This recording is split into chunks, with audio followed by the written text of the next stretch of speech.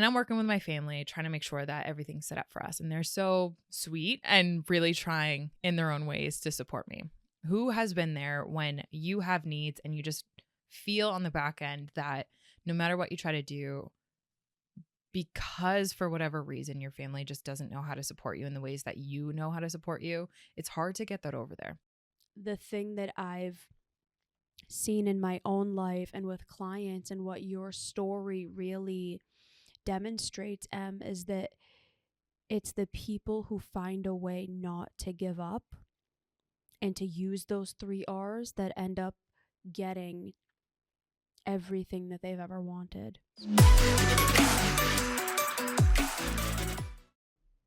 Hey everybody, it's Bianca. Welcome back, Evolvers. It's Emilia. Bianca and I are really excited for this one. Really excited. And I think more than Bianca, I think I'm excited for this one because I get to tell a story about my freaking Thanksgiving shit show, for lack of a better words. Debauchery. And honestly, have this episode frame it in a 3 R's. And I want you to see, if you're someone who loves to guess, this episode is going to land you in when you feel like giving up, which so many of us have these experiences. And holidays, I feel like, are the best mechanism that deploy those hopeless moments for so many of us. So when you feel like giving up, what do you go to? Who do you go to? What do you turn towards? And more specifically, what do you do when you literally feel like all hope is lost? You feel entirely helpless and you feel as though the odds are stacked against you. So I'm going to preface my story with what I feel is warranted, which is your girl doesn't travel a ton. But when she does, and Bianca's smiling over here, when I travel, it just happens to be, and I'm not dramatizing this, Bianca. Please back me up on this. I know. Amelia's travel stories are always a shit show nightmare. It is the biggest nightmare. I swear. It's like I pride myself in like removing the drama out of my life and being super conscious about taking preventative measures to remove the drama and reduce the probabilities of having drama and things crop up. But like in all reality, this is one of those beautiful things. I can attest to this. I can endorse this 1000%. No matter how much you plan, you can for sure as shit plan. That plan will not go according to plan. No matter what, you can have a plan A, plan B, plan C, plan D, and it just won't be enough, right? And so especially when it comes to traveling, you can do everything that you can to remove the variability, reduce the variability. And to try to have a great time on top of that is like, it feels sometimes impractical, impossible, and out of reach. And when it comes to my travel, I also feel like I have to say this. I also have really high standards for sleep while I travel and brain health. And I have high standards in my goals. So when I travel, it's like I bring all of that with me. So when you have high standards? Me? I know. When I travel, I bring all of that additional challenge or effort or necessity for things to go quote unquote perfect. I have quite the fall. Put it that way. So with that being said, but I swear, remove that, and I still feel as though my stories would still be like an absolute shit show. Would you agree, B? I don't know. A little bit. Yeah. Okay. Little so bit. All right. So here I am. Now I'm gonna set the scene. 3 months into knowing and determining and having the privilege of being able to get support from my family and be able to fly down to South Carolina, right? So my family has a place in South Carolina, and I was like, I'm really focusing in on building my business, and I want to really make sure that I have my budget in check because I'm in pursuit to get my PsyD, and I need to make sure that I am squaring away my finances now for that giant trek and all of the certifications, the licensures, all of the education that I really value. I need to make sure that my budget is in check so that I'm pointing towards that, right? And that's for anyone that has been on an educational track, gotten their master's, gotten their bachelor's, like anything, even licenses, right? And certifications. It requires finances, right? As does everything in life. So for me, I'm making sure. Trying to get a car, so on and so forth. So on and so forth, right? So picture all of you listeners, right? You guys all have something that you want that you currently don't have. And finances to some degree have an impact on that. That's why the holiday seasons, when we want to go visit family, it can be super brutal because it's like, well, I might not necessarily have money to get you guys gifts or to travel all over the place. And what comes with that travel always has unsuspected expenses and so on and so forth, right? So I had the privilege to where because my father had accumulated a ton of flying points, I had shared that with him, like I'm not going to put my finances there with all the love. I want to see you guys, but that's just not going to happen. And he had said, I have a ton of points. I would be more than happy to gift them to you and Alan and for his mother Beth to come out to South Carolina. And I'm like, my goodness, like the insane amount of gratitude. But you got to pay for your own car and the rest of your expenses. Totally fine. That's fair. Okay, cool. So 3 months in advance of this trip, I'm planning out, okay, how can I make sure that between Alan and I, we run 3 businesses.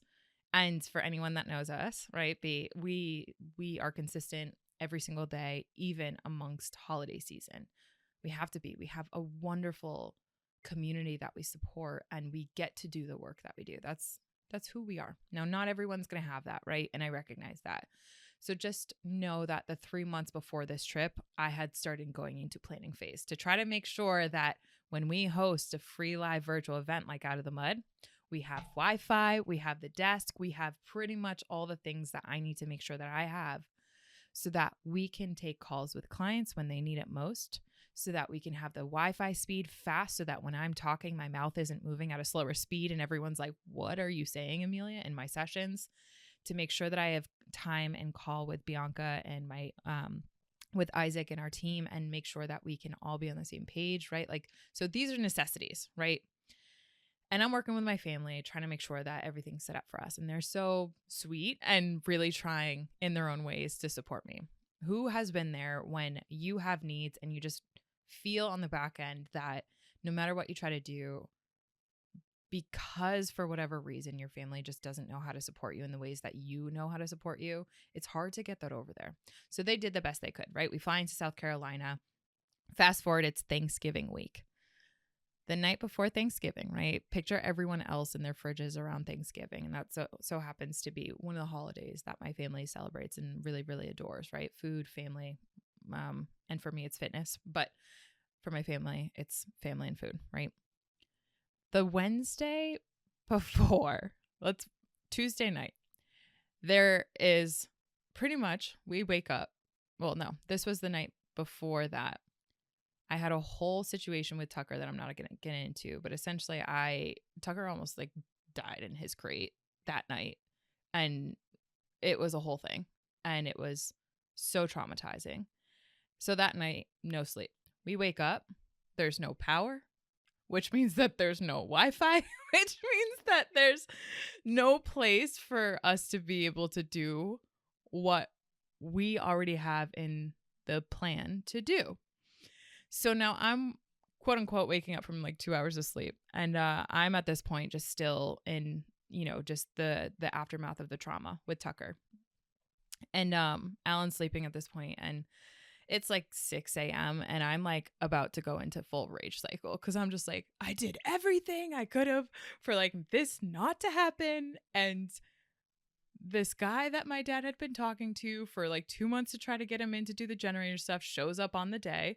Shows up that day, does that work, and like it just anyways, ensue the intrusive thoughts of like, no matter what I do, I'm not seen, this is not happening, I'm hopeless, I'm helpless, this like it was all a failure, right? Everything that could have went wrong basically went wrong, and Emilia's And like then some, losing and then her some. shit. Not only that, but like my fat girl Tina part is like, now the food's gonna go bad and I'm not even gonna be able to eat food. Like it just like it started spiraling in like so unproductive ways, right? Who has been there, right? So my part, right, Tina is really upset about the food now, and now I feel bad because we all like, it's just like it was a guilt cycle. It was a whole like the fact that I'm having these thoughts, it's just like, insane. So I'm trying to go self-regulate myself. So I walk out of the house, right? And this is, again, first world problems. I recognize that. Walk out onto the dock overlooking the intercoastal, right? Little cute little dolphin pops out of the waves. I'm like, F you, dolphin. Like, life sucks right now. But I'm over here. Like, we have out of the mud tonight. We have out of the mud tonight. What am I going to do? This dolphin's just like, ee! I'm like, okay, go away. You're literally mocking me right now. As if I shouldn't be feeling so hopeless and helpless, right? So I'm calling up different libraries around. Now, mind you, in South Carolina, it is slow country.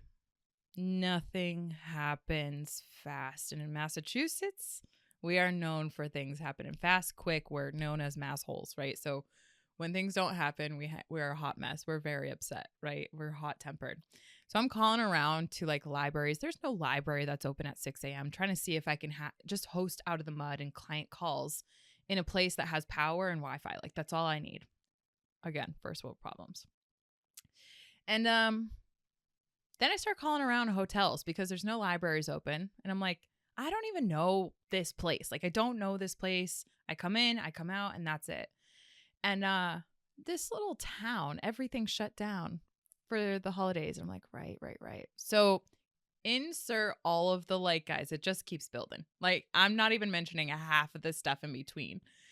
And, you know, I'm at this point ready to book a hotel room like a state away. And I'm ready to go travel a state away for the next 24 hours just to make sure that my clients get served.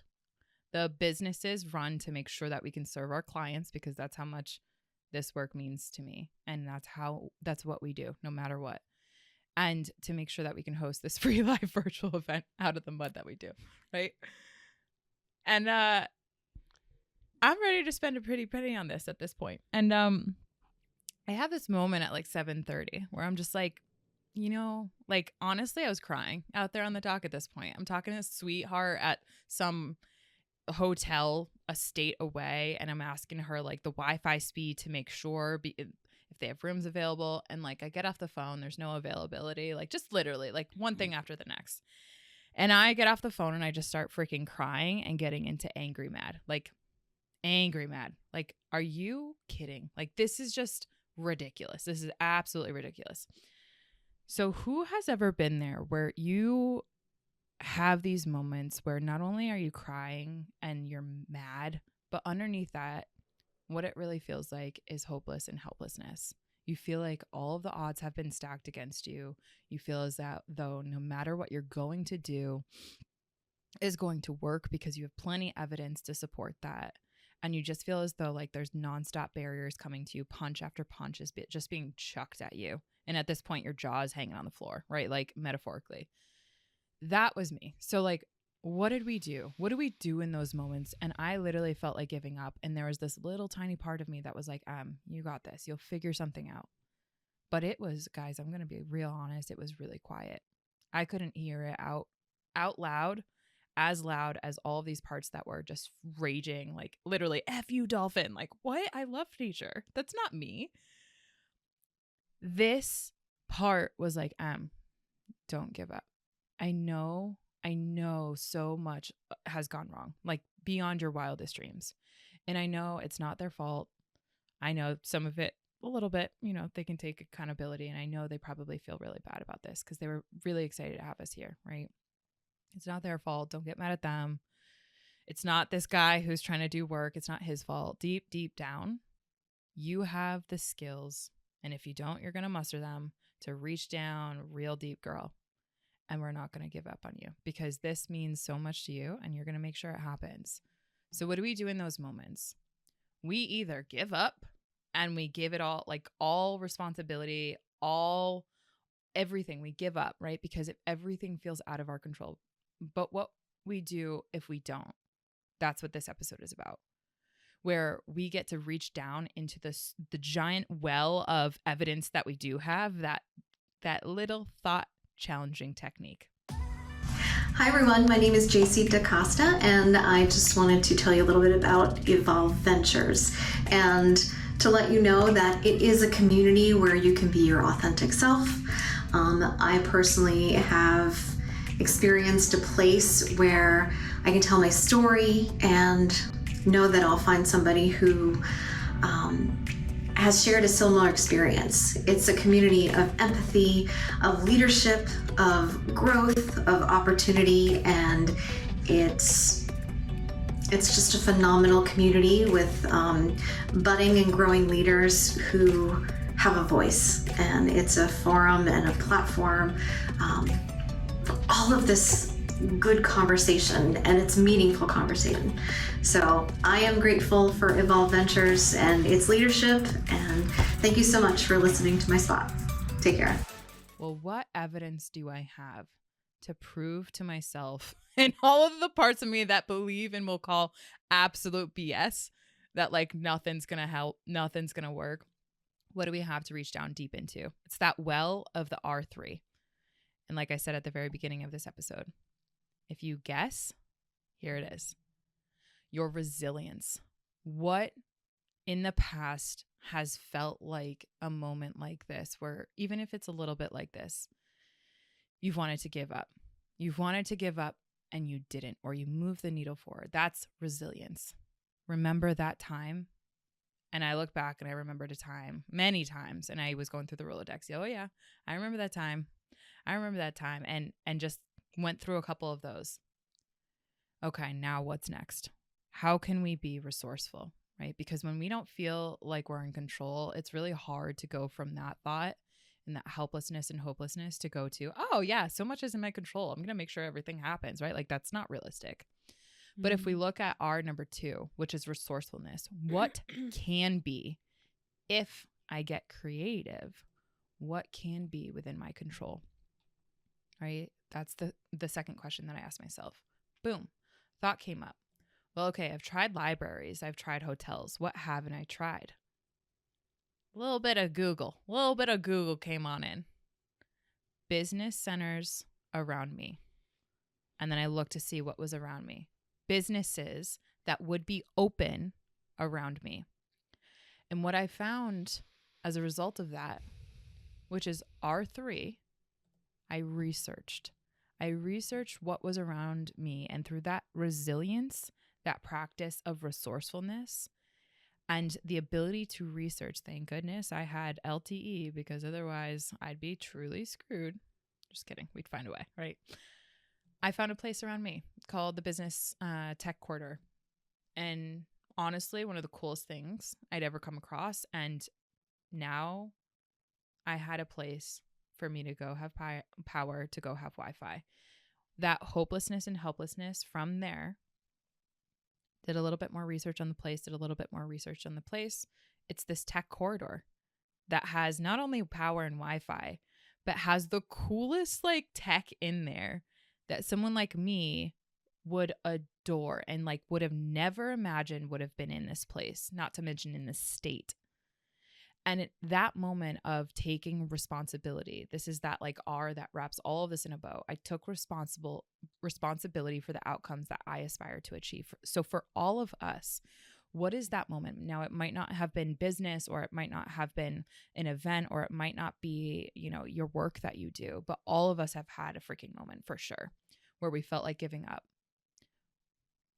Now I want each and every single one of us to remember the times, the resilience that we have been resilient, like the times that you have had the resilience shown to you, that you did that, the resourcefulness that you had, or that you reached into to say, what if I get creative? What can happen? What is within my control? And then how do you research? And research doesn't necessarily mean Google, right?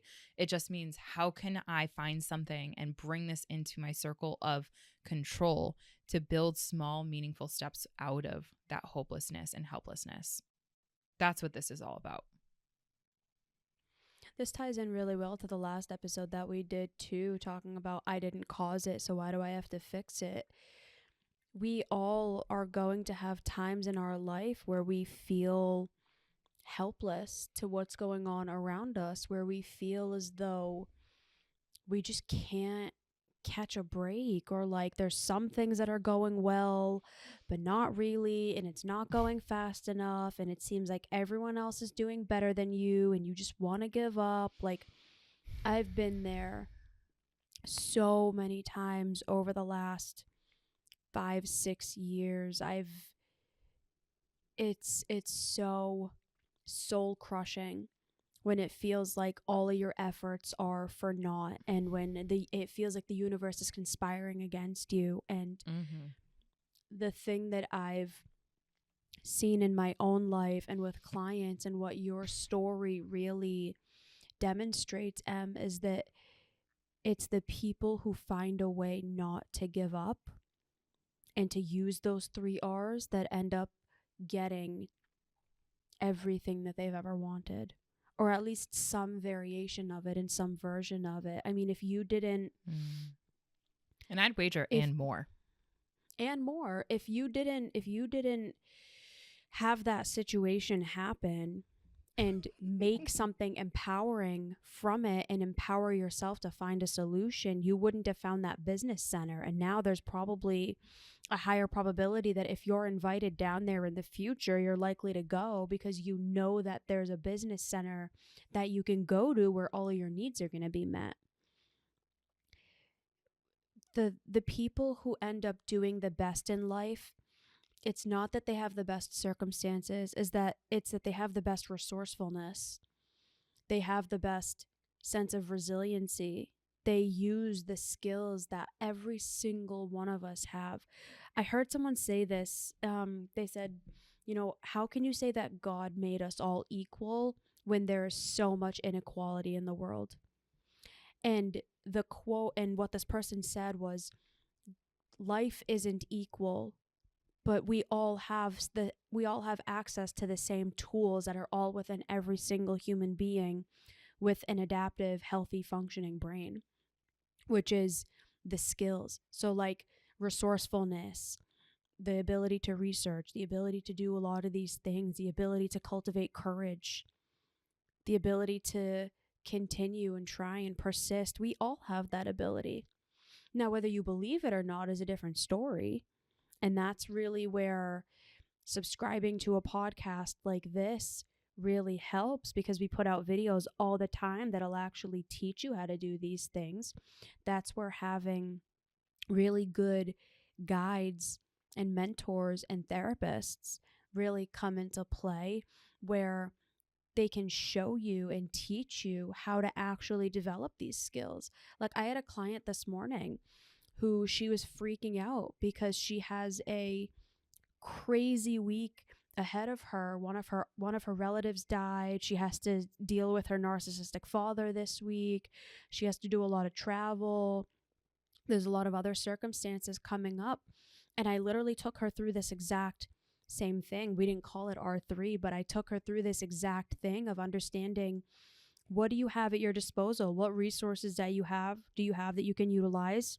What resilience is there that's there from the past that is there that you can utilize? What can you do? How do we control the controllables and empower ourselves to navigate the things that we don't feel in control of? We're all going to have these moments. We're all going to have them. It's a matter of, what do you do about it? Are you equipping yourself to be able to handle it? Because that really is what makes the difference between human beings. That's what makes the difference in the quality of our lives. What do you do when life gets hard? Because it gets hard for everybody. And when you're in it, it doesn't feel like it, but it's true. It gets hard for everybody.